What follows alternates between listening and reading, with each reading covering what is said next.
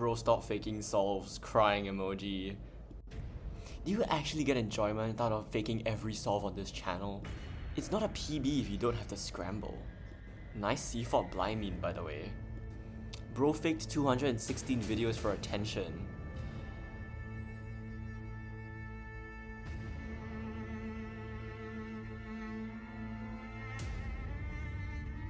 Charlie Holmes, a name that until recently sparked admiration and controversy in equal measure.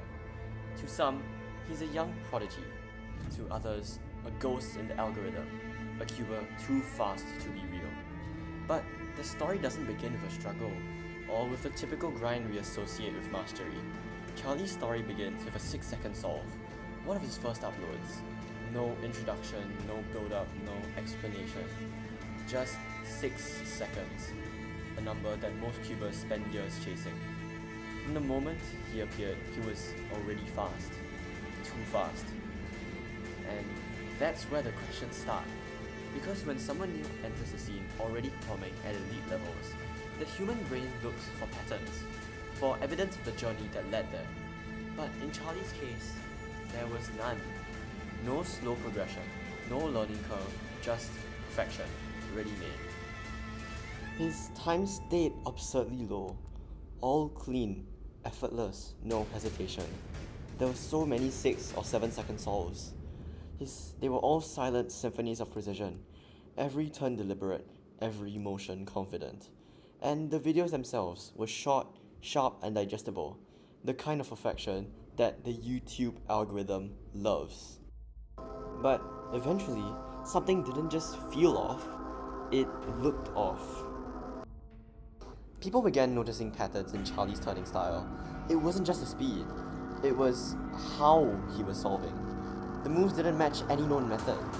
He just wasn't solving like a C-Fort user, or Ru, or ZZ, or any hybrid in between. Instead, he was doing something strange, using wide moves, U-wide and R-wide turns over and over again. Now, for those who don't cue, that might sound like a meaningless notation, but to anyone who spent time studying world-class solves, it's a red flag. These wide moves, especially double layer turns like U-wide and R-wide, aren't as ergonomic. They're slower, less stable, and almost never appear in speed-optimized algorithms. Not many top solvers use them, because they interrupt the natural rhythm of finger tricks and regrips. And yet somehow, Charlie's solves were full of them, and still on par with normal world-class solves. The more experienced cubers looked, the clearer it became that these weren't just unorthodox moves, they were unnecessary. The cube could have been solved more efficiently using standard techniques. That's when the community realized the truth may be even stranger than it seemed. Charlie wasn't just solving differently, he was solving non-humanly. And that's the paradox. The only thing that gave him away wasn't the timing, or the lighting, or the angle. It was the method. The moves themselves betrayed the illusion. In a sense, it's poetic. The very thing that made him look unique, the method that got him noticed, became the evidence that undid him. Because when your entire identity is built around being the fastest, you stop asking how you got there, and start focusing on making it look like you did. That's what happens when the pursuit of speed becomes the pursuit of views, when the timer becomes less about proof and more about spectacle. Charlie's wide moves weren't just inefficient, they were symbolic. They represented everything artificial about internet perfection, something that looks impressive, but collapses the moment you examine it closely. Maybe Charlie thought no one would notice. Maybe he thought the audience wouldn't care. But in a community built on precision, every frame matters. And eventually, the cube tells on you. And when you stack all that next to his statistics, the consistency of sub-6 averages, the implausible jump from anonymity to near perfection, the story becomes difficult to believe. But to understand how unusual this really is, we have to look beyond Charlie. Because at the same time, another scene, thousands of miles away, was producing its own young prodigies. In China, Cubers like Bofan, Yiheng, and Xuanyi were redefining what was possible for kids. They too were fast, unbelievably fast, but their progress was visible. Every breakthrough was documented, tested, and verified under World Cube Association regulations. Their improvement curves made sense. They thought of mid-range times, climbed steadily, hit plateaus, broke through, and competed live. Each record had judges, timers, and witnesses. Every scramble was public. The speed wasn't questioned because their growth was transparent. That's what makes Charlie's rise so jarring. Where the Chinese cubers built their skill brick by brick, Charlie seemed to have appeared fully formed. Where they improved through competition, he improved through content. Their solves lived in gymnasiums and on live streams. His lived on YouTube. And YouTube, unlike competition, rewards something very different. Speed, not as a skill, but as a spectacle. Because being fast doesn't just impress viewers, it feeds the algorithm. A 3-second solve isn't just a number, it's a headline. It's clickable, it's shareable. It's the difference between 100 views and 100,000. And when the system itself rewards perfection, not process, it creates a new kind of pressure. One that isn't about being the best, but being believed as the best. In cubing, improvement is slow, often invisible. But online, patience doesn't sell. What sells is shock. What trends is impossible.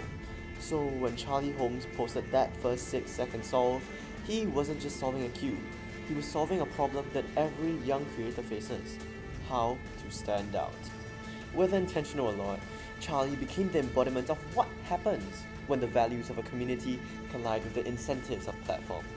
Cubing was built on verification and trust, but YouTube runs on attention and belief. And between those two systems, something has to break. Because if being authentic gets you ignored, and being unbelievable gets you noticed, what would you choose? Across the world, those Chinese cubers, barely older than Charlie, are still breaking records under bright lights and multiple cameras. Every solve verified, every frame accounted for. Their videos don't need to be perfect, they just need to be true. But online, perfection has become a performance, and performance has replaced proof. The timer doesn't just measure speed anymore, it measures attention. Every millisecond is monetized, and every solve is content. And when truth becomes optional, speed becomes suspicious. The truth is, Charlie Holmes isn't the first to face this kind of scrutiny, and he won't be the last. Because as long as the algorithm rewards the fastest, the flashiest, the most unbelievable, the incentive to blur the edges of honesty will always exist. So maybe this isn't the story of a cheater. Maybe it's the story of a system that pushes creators to chase the impossible until the truth can't keep up. Because in a world that only celebrates perfection, people will do anything to appear perfect. And that's the real tragedy here. Not whether Charlie Holmes cheated, but whether we made him feel like he had to. In the end, maybe cubing will rediscover what made it beautiful in the first place. The grind, the discipline, the community that valued honesty over virality. Maybe this controversy is a reset, a reminder that the best solves aren't the fastest, but the most authentic. Because no matter how sharp the cut, how smooth the edit, or how quick the time itself doesn't lie. And eventually, it catches everyone. So, if you liked the video, please subscribe and leave a like. And as DoCube says, while a 6-year-old may be faster than you might be faster than this 12-year-old.